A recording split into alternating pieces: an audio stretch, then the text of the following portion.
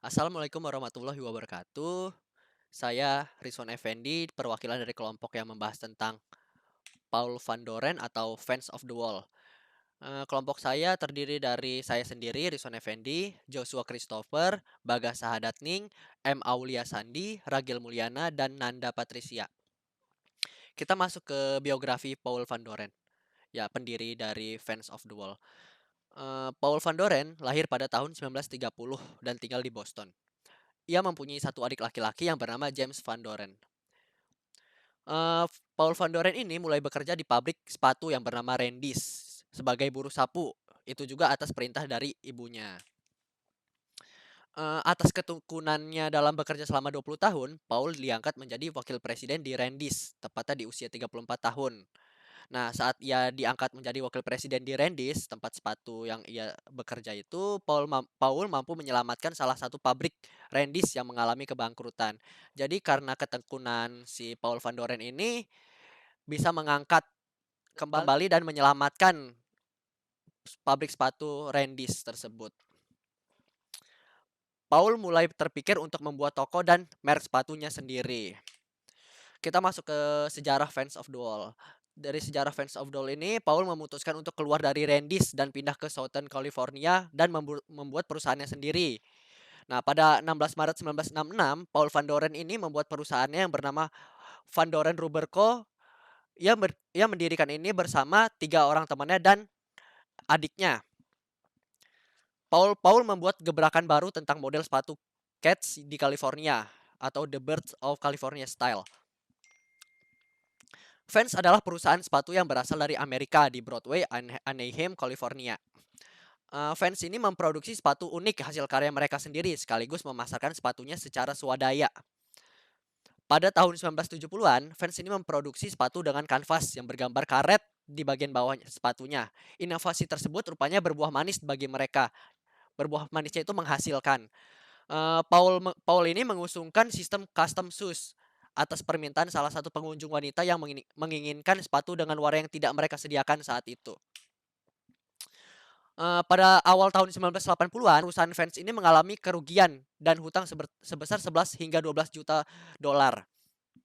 Kerugian yang dialami produk atau sepatu Vans ini diakibatkan oleh adiknya Paul Van Doren sendiri, yaitu James Van Doren, yang merupakan atau menjabat sebagai co-founder Vans saat itu.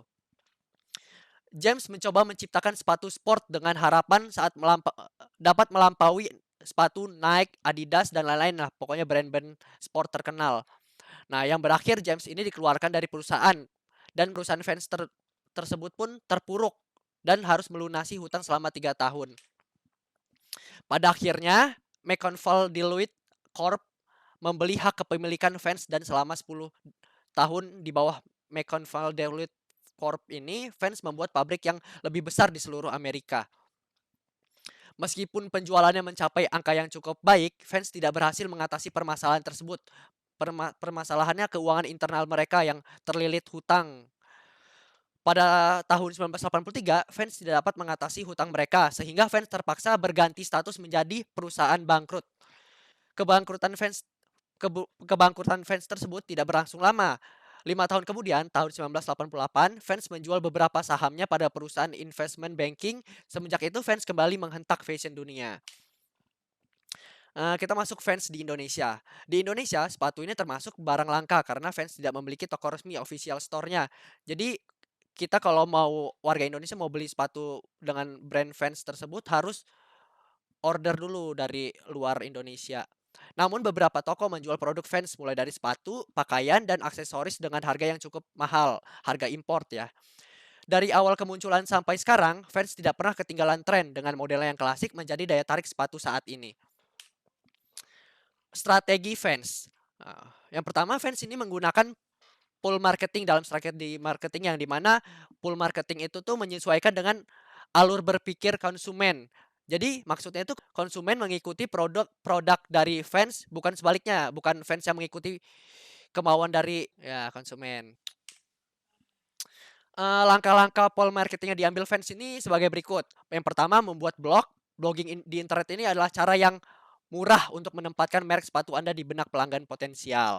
Yang kedua, mengatur forum pesan di situs blog atau website Anda. Yang ketiga, mulai situs di media sosial seperti Instagram, Facebook, dan lain-lain.